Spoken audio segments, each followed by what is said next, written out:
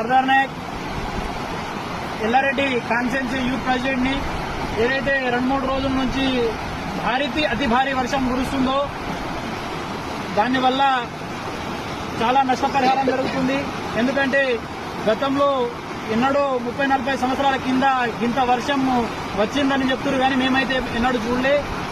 మా పరమల తండలో చూసుకుంటే ఈ బ్రిడ్జి మొత్తము కొట్టుకోబోయింది.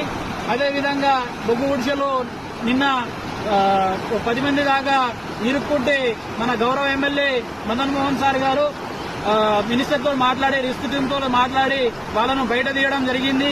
అదేవిధంగా రాజంపేట మండలంలోని గుండారం పరిసర ప్రాంతాలలో వాళ్ళు కూడా కుంటలు మన అవన్నీ తెగిపోయి ప్రజలకు చాలా ఇబ్బంది ఏర్పడి వాళ్లకు ఆహారం కూడా కల్పించిన ఘనత మన గౌరవ ఎమ్మెల్యే గారిది.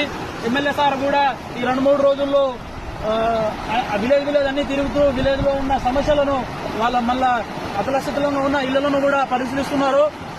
అదేవిధంగా ఏదైతే రైతుల పంట పొలాలు ఉన్నాయో భారీగా నష్టం కలిగించింది ఎకరాలుగా.